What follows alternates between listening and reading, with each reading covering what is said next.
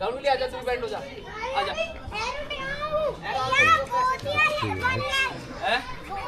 No no no, only 1 leg करेंगे, ठीक है? 1 लेग पता है कैसे करना है?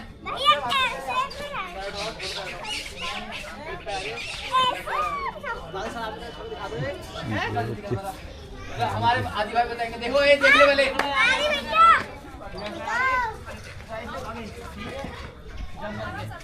1 फिर 2 1 2 1 2 ऐसे करना है। चलो स्टार्ट। बैंड पोजीशन पे हो जाएंगे। बैंड पोजीशन कैसे होता है? जैसे आप किसी और की है, हिप को उठाओ, हिप उठाओ, आप करना, हिप उठाओ, हिप उठा, आप करो। 1 हिप उठा, हिप उठाना है, हिप उठाना है, ऐसे लगड़ना नहीं है, जंप करना है इसको। 1 2 1 2 हेलो बैंड पोजीशन है। 1 2 1 2 1 2 सही से कर लो। 1 2 अरे अरे अरे जमीन पे नहीं खेलना है, जमीन पे रगड़ा ही मारना है। चलो खड़े जाओ, अब हो जाओ, जमीन पे रगड़ा नहीं करना है आपने, ठीक है? बैंड होना भी नहीं आता है। ओए नहीं कर, नहीं जाना आगे। कोई इशू नहीं मैडम, इसमें देखो बच्चों को बेसिक ट्रेनिंग आती है, फिर इसमें टेक्निक। आपने जैसे कोई टेढ़ा कर रहा है, कोई खेल रहा है, तो आपने नजर मारना। एक्चुअली में हैंडल और अच्छी तरह होता है, मेरे पास स्पेस की कमी है, क्योंकि मेरे अगर ग्रुप चले तो मैं 800 लोगों का हैंडल करता हूँ। मैं आर्मी से रिटायर्ड हूँ, ये तो कुछ भी नहीं। मेरी बात है, मेरे को तो एक्सपीरियंस है, लेकिन काम जगह नहीं होने की वजह से आप एक्सरसाइज एरिया भी एक हो गया, प्रैक्टिस एरिया भी एक हो गया। तो ग्रुप वाइज अगर मैं बना देता तो मैं एक नज़र से उनके सबको रोटेट करा देता, तो वो सब मेरे पास वो कोई इशू नहीं है। लेकिन जिसको सीखना है उसके लिए कोई इशू नहीं है, जिसको सीखना है उसके लिए कोई इशू नहीं। मैं बेटा आपका पाखी, मेरा नाम पाखी है। और आपका? मेरा नाम अर्पिता है। अर्पिता, यह आर्चरी सीखने आती हो, कैसा लगता है? अच्छा लगता है, बहुत अच्छा लगता है, उससे हमें बहुत रिलैक्स मिलता है। तो आर्चरी सीखने के लिए आपको किसने बताया कि सीखनी है? खुद सोचा या किसी ने बताया? खुद सोचा, क्यों हम यहाँ पे देखते थे इसलिए। यहाँ पे घूमने आते हो कभी देखा होगा? अच्छा अच्छा, तो अब कितना सीख गए हो? बहुत सीख गए। बहुत सीख गए हो। स्कूल की तरफ से पार्टिसिपेट करने की तैयारी है आपकी? कहीं पार्टिसिपेट कर रहे हो स्कूल से? कहाँ? अभी हुआ नहीं है, पर हम कर सकते हैं। अगर वो हुआ तो हम कर लेंगे। ठीक। तुम्हारा क्या नाम है बेटा? इशिका महेश्वरी। तुम भी यहाँ आर्चरी सीख रही हो? हाँ। कब से सीख रही हो? बहुत पहले से। बहुत पहले से। तो कितना आया, कितना सीखी हो? बहुत सीख गई हो। हाँ। तो कहीं कंपटीशन में भाग लिया अभी, आप आगे लोगी कभी? अभी लूंगी आगे। आपने यहाँ आर्चरी सीखने के लिए भेजा है, आज क्रिकेट जैसे गेम के अंदर आपने इस तरीके के आर्चरी को चुना है, किस प्रकार से देखती हैं आप? सर एक नया था, मतलब हमारा बहुत प्राचीन करके एक गेम है ये, लेकिन इसको कोई जानता भी नहीं था यहाँ पे। लेकिन यहाँ पे हम घूमने आते सर सिखाते थे, तो लगा कि हमें ये सीखना चाहिए, क्योंकि क्रिकेट के पीछे तो सभी भाग रहे हैं और जो हमारा प्राचीनतम हमारा जो गेम है उसको नहीं जान रहे हम लोग। तो मैं अपॉर्चुनिटी के हिसाब से देखती हूँ, इसके लिए बहुत अच्छा। आप अपने बच्चे का फ्यूचर कैसे देखती हैं? फ्यूचर कैसे देखती हूँ? आर्चरी में मैं सोचती हूँ कि अगर खेलेगी, जितना भी खेल सकती है आगे खेलेगी, मैं उसको खिलाने के लिए तैयार हूँ। और कुछ और भी नहीं करेगी तो कम से कम एक तरह से फिजिकली भी फिट हो जाएगी और मेंटली भी, और एक तरह से कहते हैं कि एकाग्रता जिसे बोलते हैं वो भी उसके अंदर आ जाएगी। कंसंट्रेशन लेवल हाई हो जाता है इसमें ना। इस गेम से मेन बच्चों का कंसंट्रेशन लेवल बढ़ता है। तो आप कहाँ रहती, कहाँ है यहाँ? सर हम काशीपुर में जसपुर खुर्द में रहते हैं। अच्छा, जसपुर। ठीक। यहाँ पर आर्चरी सीख रहा है, कैसे देखते हैं उसकी जो कैरियर है उसको कैसे देखते हैं? सर ऐसा है, आर्चरी में स्कोप अभी बहुत है। हमारा उत्तराखंड में शुरुआत मतलब बेसिक उनसे अभी शुरू करेंगे तो आगे जाके इसको बहुत फ्यूचर अच्छा है। तो हम ये सोच के जो भाई करियर भी बन सकता है अगर बच्चे उसमें इंटरेस्ट होगा। थोड़ा हमको पुश करना है बच्चे को, हम पुश किया, अपना काम कर दिया। अब बच्चे अपना करियर उसमें करेगा, आगे अगर अच्छा करेगा तो वो आगे बढ़ सकता है। जिस तरीके से बच्चे अभी इसमें पार्टिसिपेट कर रहे हैं, आपके लिए भी एक बहुत बड़ा वो हो गया है हाँ, कि हमारा उनको लेके बहुत आना है, उनको लेके जाना है। इस तरीके का जो रहा है उसे कैसे देखते हैं इसको, इसमें क्योंकि बच्चे का बहुत बड़ा सपोर्ट हो रहा है। हाँ, तो गार्जियन के हिसाब से जो हमारा ड्यूटी बनता है, जो उसको ले जाना ले आना, ये हमारा एक किस्म का समझ लीजिए हमारा भी इच्छा है जो हमारा बच्चा आगे बढ़े। तो उसमें हमारा कोई वो नहीं लगता, ये एफर्ट तो देना ही चाहिए, हर माँ बाप को देना चाहिए जो बच्चा आगे बढ़े। इसी समय से इसका बेस बन जाएगा। तो बेस बनाने के लिए हमारा मेहनत, हमको जो मेहनत करना है वो तो करना ही पड़ेगा। आपका नाम क्या हुआ? गणेश चंद देवनाथ। और आपके पोते का? वेदांत देवनाथ। यहाँ पर आप बच्चों को आर्चरी का कोर्स करवा रहे हैं। पहले तो आप अपने बारे में बता दीजिए कि आप कौन है और क्या आपने कोई स्टेट लेवल या नेशनल लेवल पर आर्चरी का कुछ किया हुआ? जी सर, मैं आर्मी से रिटायर्ड सूबेदार मेजर हेमचंद्र हरगोला, कुमाऊं ग्रुप से मैं रिटायर्ड हूँ। मैं आर्चरी में नेशनल मेडलिस्ट हूँ। उत्तराखंड के पहला मेडल मेरा है।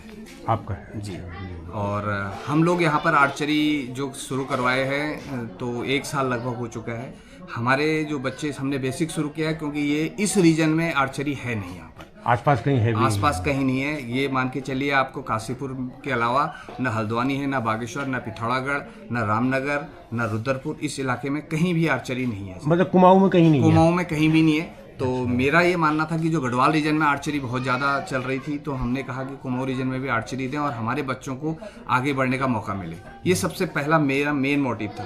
तो उसके लिए सबसे पहले हमारा KDF जो संस्था है, काशीपुर डेवलपमेंट फोरम, उस संस्था ने इसको प्रमोट किया है और उस संस्था के जरिए से ही ये जो आर्चरी सेंटर है चल रहा है। वो लोग इसका सपोर्ट करते हैं, सारी चीज़ें, ऑफिस वगैरह जो भी है सारा KDF का ही है। तो KDF का तरफ का मैं सबसे पहले धन्यवाद करता हूं कि KDF के इस सपोर्ट से इस रीजन में आर्चरी आई है।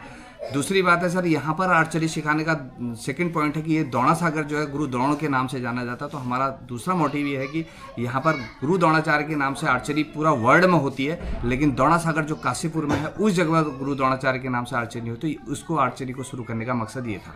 अच्छा, इस 1 साल में लगभग कितने बच्चों ने यहाँ प्रशिक्षण लिया है? सर, मेरे पास अभी 50 बच्चों का रजिस्ट्रेशन हो चुका है और जिसमें से रेगुलर जो बच्चे, मेरे पास 30-32 बच्चे रेगुलर आते हैं और उसमें से हमारे बच्चों ने अभी स्टेट में ब्रॉन्ज मेडल लिया है, स्टेट में गोल्ड मेडल जो हल्द्वानी में ओलंपिक और स्टेट ओलंपिक होते हैं उसमें गोल्ड मेडल लिया है। और अभी हमारे बच्चे जो है state championship, state national trial खेलने के लिए जो थे उसमें जो गए थे, तो हमने स्टेट नेशनल ट्रायल जो है यहाँ पर लिटिल स्कॉलर स्कूल में करवाया था।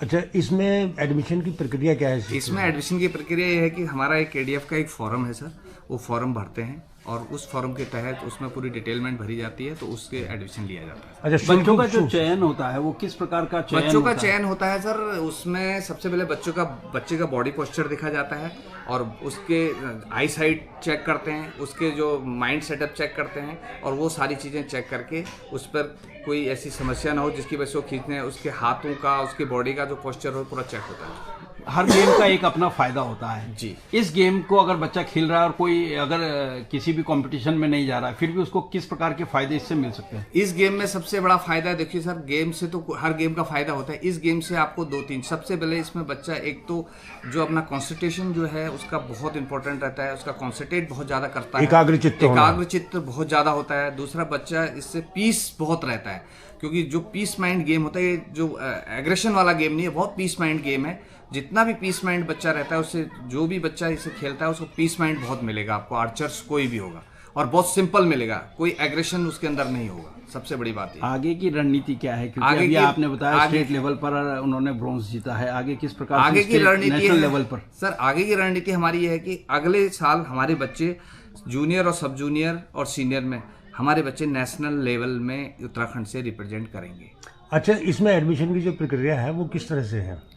सर, एडमिशन की प्रक्रिया, एक फॉर्म हम देते हैं, उसमें शुल्क रहता है 1000 रुपीज़ रहता है मंथली का। अच्छा, मंथली 1000 रुपीज़ रहता है और हम बच्चों को जो है शाम को 4 बजे से लेकर 7 बजे तक ट्रेनिंग देते हैं उसमें बच्चों को हम फिजिकली भी देते हैं और जो कुछ फौज के तौर तरीके जो एक जेंटलमैन की तरह हम सिखाते हैं वो भी सारी चीज़ें सिखाते हैं। अच्छा, कोई एज का कोई वो है इसमें प्रतिबंध कितनी? सर मेरा मानना है कि आर्चरी में वैसे तो कोई एज लिमिट है नहीं, लेकिन फिर भी कम से कम 6-7 साल से ऊपर का बच्चा हो, थोड़ा सा समझदार हो, क्योंकि उसको तीर जैसा चीज़ उसने चलाना है तो उसका माइंड सेटअप अच्छा हो तो उससे बेटर है। बाकी आगे के लिए कोई एज सेटअप नहीं है इसके लिए। इसको कहीं ना कहीं जो हमने बोर्ड पे देखा अग्निवीर से जोड़ दिया है, इससे अग्निवीर से जोड़कर इसको किस प्रकार से फायदा पहुंचा? सर अग्निवीर से जोड़ने का फायदा ये है कि सर आज आर्मी में इस स्पोर्ट्स को बहुत ज़्यादा लिया जा रहा है, तो अग्निवीर जो भर्ती स्पोर्ट्स कोटे से होती है वो आर्चरी से भी होती है, तो उसका बेनिफिट अगर वो आर्चर होगा तो उसको अग्निवीर में जाना बहुत आराम से अग्निवीर में जा सकता है, ज्वाइन कर सकता है। जो आर्चर होता है उसका फ्यूचर क्या होता है इसके अंदर?